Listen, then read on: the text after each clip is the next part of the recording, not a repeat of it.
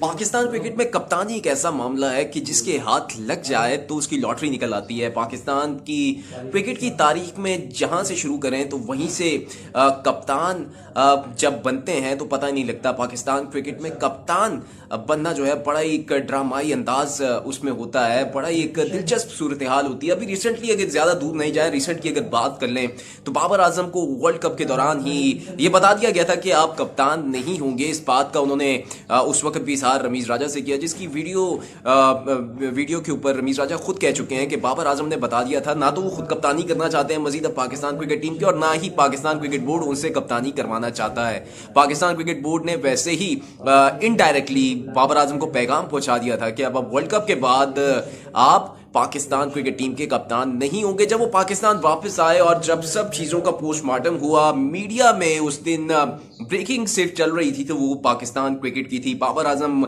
गए, ज़का अशरफ से मिले और ज़का अशरफ के पास पावर्स तो नहीं थी, लेकिन फिर भी बाबर आजम ने तीनों फॉर्मेट की कप्तानी छोड़ दी और उसी वक्त फौरी तौर पर शान मसूद को बाबर आजम की रिप्लेसमेंट के तौर पर टेस्ट क्रिकेट के लिए कप्तान बना दिया गया। और शाहीन शाह अफरीदी जो कि पहले से ही मजबूत उम्मीदवार थे या हॉट कैंडिडेट थे कप्तानी के लिए T20 फॉर्मेट में, वो बन गए। उसकी वजह ये बनी कि लाहौर कलंदर्स को मुसलसल दो दफा टाइटल जितवाया लाहौर कलंदर्स को शाहीन शाह अफरीदी ने। और शाहीन शाह अफरीदी अब टेस्ट क्रिकेट के वाइस कैप्टन भी बन चुके हैं, जो कि अब शान मसूद के साथ डिप्टी के तौर पर टेस्ट क्रिकेट में खेल रहे हैं। मसला यहां पर यह है कि शाहीन शाह अफरीदी, क्या उनकी परफॉर्मेंस इस कैलिबर की है कि वो कप्तान बनाए जाए? गो कि उनको बहुत ज्यादा हाई रेट किया गया, बहुत ज्यादा अच्छी परफॉर्मेंसेस बीच में हैं उनकी। शुरुआत के उनके अगर कैरियर देख लें तो बहुत अच्छी परफॉर्मेंसेस हैं, लेकिन आहिस्ता आहिस्ता जब इंजरी हुई उनको और इंजरी के बाद से जब वो वापस लौटे हैं तो उसके बाद से शाहीन शाह अफरीदी के अपने कैरियर के ऊपर या अपनी परफॉर्मेंस के ऊपर बहुत बड़ा सवालिया निशान लग चुका है कि शाहीन शाह अफरीदी इस काबिल है कि वो पाकिस्तान क्रिकेट टीम को इंटरनेशनल लेवल पर जो है कयादत कर सकें, क्या पाकिस्तान को मैचेस जितवा सके। लीग क्रिकेट एक अलग चीज है, डोमेस्टिक क्रिकेट एक अलग चीज है, लेकिन बड़े मार्के में या बड़े मार्कों में एक प्रेशर जो है वो अलग चीज होती है।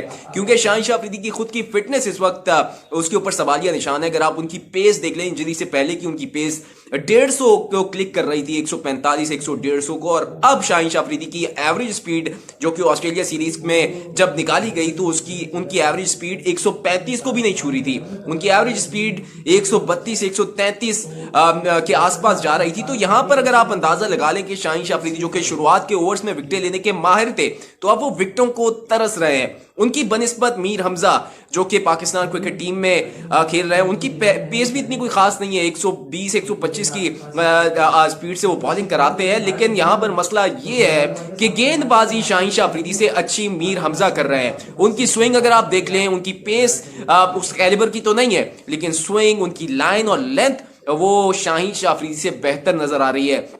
इवन के हसन अली हो गए या आमिर जमाल हो गए या खुर्रम शहजाद हो गए, वो शाहीन शाह अफरीदी से अच्छी बॉलिंग करते हुए नजर आ रहे हैं। क्या बहुत ज्यादा हाई रेट कर दिया गया शाहीन शाह अफरीदी को? क्या बहुत ज्यादा हमने कहीं सर पर तो नहीं चढ़ा दिया शाहीन शाह अफरीदी को? क्या उनका कैरियर हम खुद पाकिस्तान क्रिकेट बोर्ड जो है खत्म तो नहीं करना चाहता? इसके ऊपर बहुत सारी वजूहात हैं, बहुत ज्यादा बातें हुई। जब बाबर आजम को कप्तानी से हटा रहे थे T20 फॉर्मेट से, तो सब यही कह रहे थे कि T20 फॉर्मेट में बाबर आजम एक अच्छे कैप्टन है और उसको नहीं छेड़ना चाहिए, क्योंकि T20 वर्ल्ड कप सर पर है, जून में शेड्यूल है T20 वर्ल्ड कप, और इसमें क्योंकि एक टीम सेट की हुई, एक कॉम्बिनेशन बना हुआ है जो कि बाबर आजम ने बनाया, और वही बाबर आजम T20 फॉर्मेट में पाकिस्तान क्रिकेट टीम को नंबर 1 भी बना चुके हैं। उनकी अपनी परफॉर्मेंस T20 सिर्फ फॉर्मेट की बात करें तो बहुत अच्छी है, लेकिन क्या अचानक से एक अच्छी परफॉर्मेंस के बावजूद T20 की टीम से बाबर आजम को निकालकर शाहीन शाह अफरीदी को लाना क्या पाकिस्तान क्रिकेट टीम के लिए एक अच्छा फैसला साबित होगा? इस सब के ऊपर बहुत ज्यादा माहिराना राय आ रही है। वसीम अकरम हो गए, वकार यूनुस हो गए, शाहिद अफरीदी हो गए, वो खुद इसके ऊपर बात कर चुके हैं। जब बात